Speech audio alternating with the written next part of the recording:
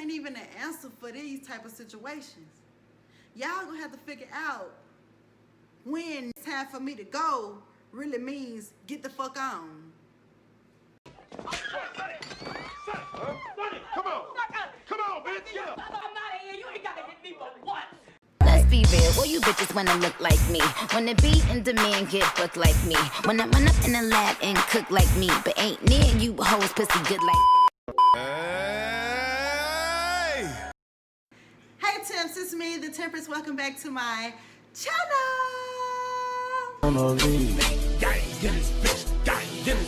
So as we all know, October is Breast Cancer Awareness Month. I personally don't know anyone right now with breast cancer, and I have never lost anyone to breast cancer, but I do know a few survivors. So in support of, I decided to get my nails pink this month. Also, October is Domestic Violence Awareness Month. And I know domestic violence is a very touchy subject, and a lot of people are actually in abusive relationships and they just don't want to talk about it. But this video is going to help you understand those type of warning signs of your best friend, your auntie, your mama, anybody that's trying to hide anything from you. I got the signs for you. Before we get into this video, follow my Instagram at _istemperance. You probably can't even see it. And then follow my Snapchat at @thetemperance. So these are what controlling behaviors look like, and these are signs that you need to keep on the lookout for people that you really genuinely care about. So sign number 1 is excuses for injuries. You know, the black eyes, the bruises on their arms, the backs, you know, the legs. And they always telling you that they don't know how they got there, or they don't remember how I got there, or they fell down some stairs and they ain't got no stairs in their house. Number 2, personality changes.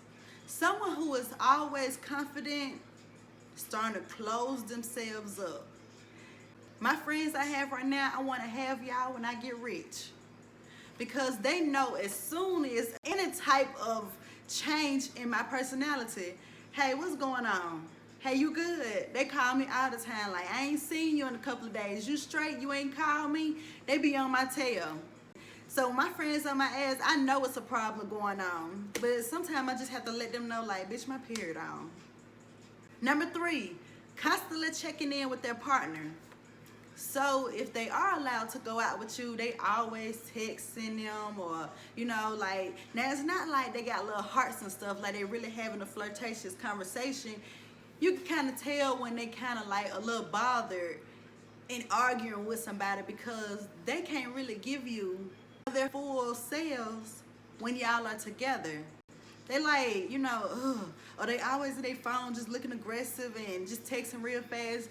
You know the signs when people are always constantly arguing with their boyfriend or their girlfriend. Number 4, never having enough money when they are very hard workers. Every time you talk to them, they always at work. But every time y'all go out with them, they ain't never got no money. Number 5, overly pleasing their partner. Now we know what that looks like. When people are genuinely happy in their relationship, you really don't even hear from them. You know, y'all always going out or whatever, and you know, they just like, oh, Brandon would love this, or Brandon would love that, or me and Brandon talked about that we need to start doing this more, or me and Brandon said that we was gonna start doing this together. And you ain't even asked her nothing about Brandon.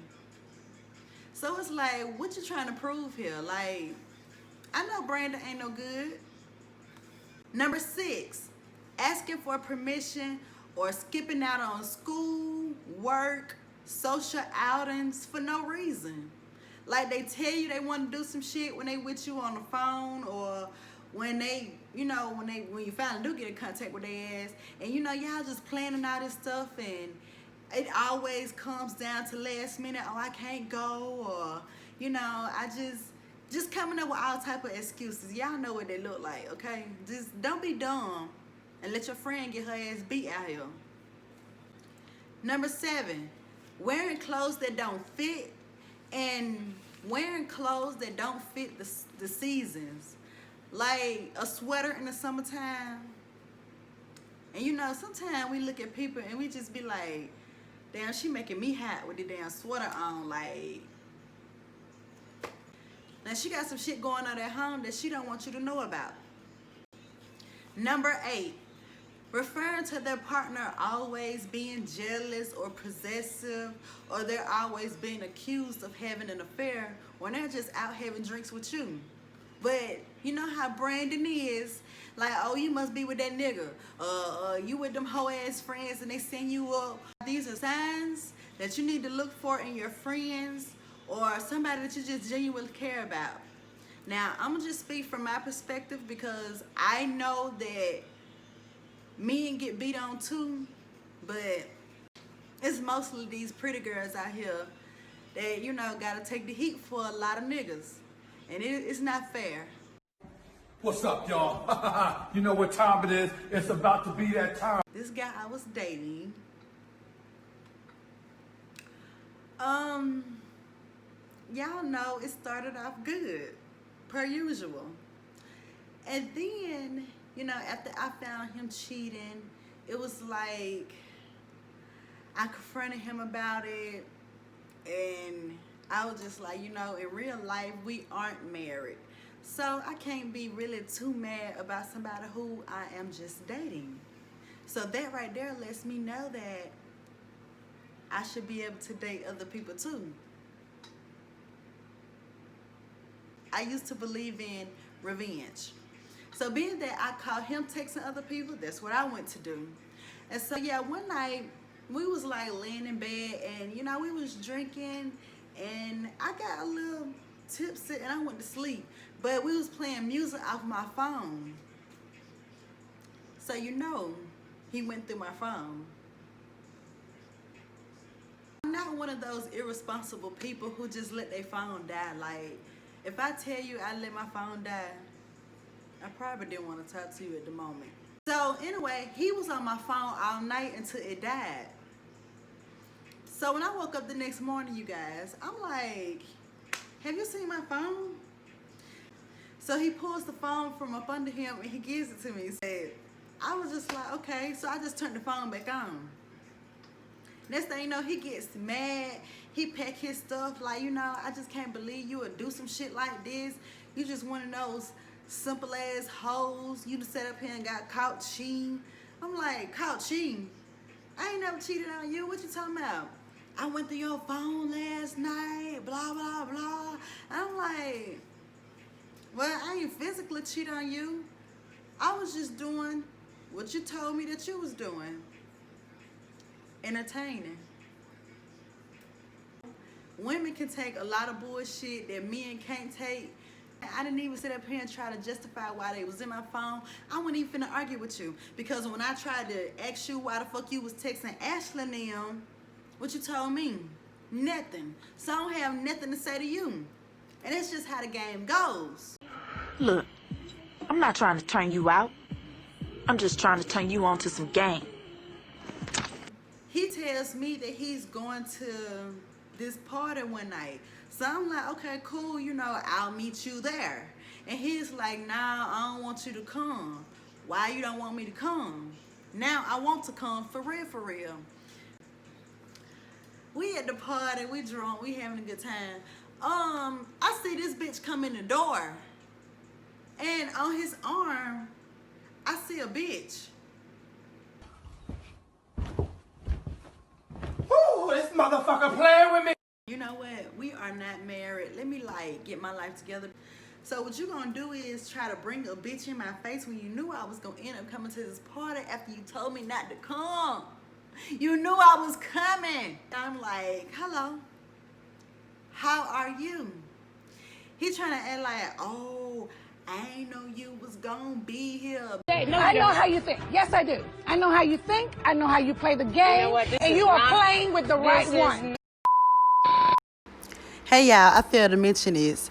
But yeah, so after the party, I pull up at his house. I ain't care if he had that little girl with him or not. I'm here now to get my shit. You know, I got my friend in the car with me because she came to the party with me or whatever.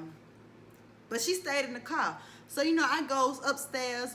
We arguing, we doing what we gotta do. And so he goes again to disrespect my friend. Now,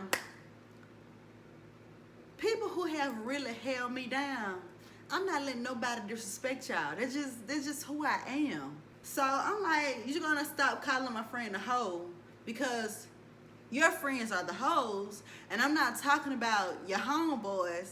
I found out that he had 2, 3 best friends who he really confided in all the time. So I was just like, those are the hoes, bitch. Oh, you get the fuck out. So he kind of started picking up my shit. Like, get the fuck out. I hate you. Da da da. Disrespecting my stuff, y'all. He throwing it all on the floor. Da da da. So I'm like, So, you know, I'm picking up his shit and I'm throwing it. Because you're not finna throw my shit across the fucking room. Like, bitch, you could have just neatly said it right here and I would have got it. Because clearly this is the end of our relationship. Right. Okay, boom. Y'all, I shit you not, this motherfucker heal me up. I'm a little bit of thing, as y'all can clearly tell. But peeing me up or whatever against the wall, and he started choking me. So I'm like, So at this point, y'all know them fans that like stand up and they like do the little rotation thing. Like, I picked that motherfucker up and I threw it at him. Because you got me fucked up, bitch. You just almost took my breath away. It's a no for me. So I threw the fan at him, y'all, and I ran out the house because me personally, let's pause this. I don't want to fight no nigga ever. Because most of y'all got real daddy issues and y'all done got into it with y'all daddies, and you know, you got a lot of child neglect. You know what I'm saying? That'll even make you want to put your hands on somebody and it ain't your homeboys. Yeah, you want to put your hands on a female. That just shows how weak you are as a person. But yeah, I throw the fan in his ass and I run like I'm at the door. Dum-dum-dum. So yeah, I'm coming outside. He running behind me. It's a whole drama scene at this point. My friend in the car. We coming outside. We calling each other all type of bitches and hoes. You know, we just being very disrespectful. You want to fight. Like, stop fucking disrespecting me. Like, you don't know nothing about me. So I guess I was getting in the car to leave, but I get out the car like, Hey, we got 2 of these motherfuckers, nigga. I'm on my way. Let's roll, free. So I'm like, you know, what you want to do? Like, at this point, you making me mad. Like, I know I really can't do much on your big, strong ass, but in the same sense, like, you're not finna keep being disrespectful. Like, I'm hitting him like, da-da-da, because you done pushed me at this point. You gonna stay here. You gonna listen to me. I'm sick of this shit. Don't put your damn hands on me, girl. Fucking crazy. Get out the way. Shut up.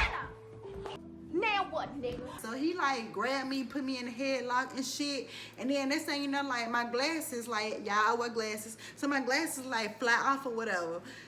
Y'all, I really don't remember much of that because at this point, I just started biting, kicking, screaming, punching, scratching, whatever was possible for me to get out of that headlock. I had enough energy to do it, and I was in there. My friend get out the car. Oh, hell no, hell no. Hell no.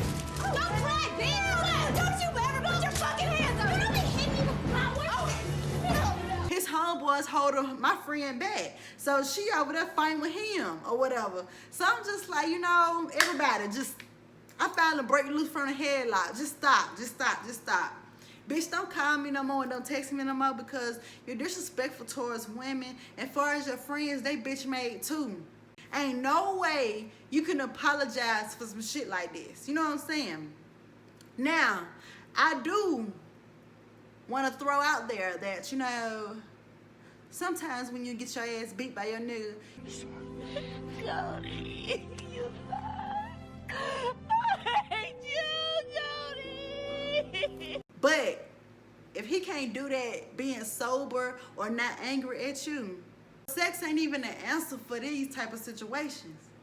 Y'all gonna have to figure out when it's time for me to go really means get the fuck on. Come on. Come on, bitch. Get up. Huh? Come on. Get up. Fuck you, Come Mike. on. Not what? I'm out of here. Come on. Fuck you, Mike. I'm out of here. You ain't gotta hit me but once.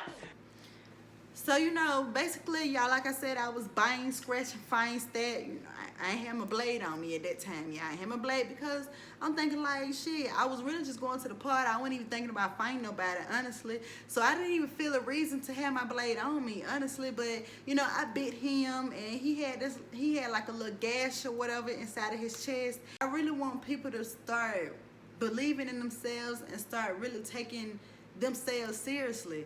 And if somebody tell you that they love you or they apologize after they hit you, they don't mean that shit for real. And it's like, sometimes people do. I'm not gonna put that on everybody. Some people do black out. I say that all the time. But if it happens more than once, then come on. He's the killer. He's the killer. The killer is everywhere. He sounds like he's the killer. Like, we know better, you know what I'm saying? And like I said, he used to already verbally abuse me. He didn't sexually abuse me, you know, thank God. But he already verbally abused me, so he had already killed my self-esteem. And God dang. That's what I've been trying to do, right? I mean, but they all sound like the same, you know? What? you have to be in control of yourself. You have to always keep building yourself up, whether somebody try to tear you down or not.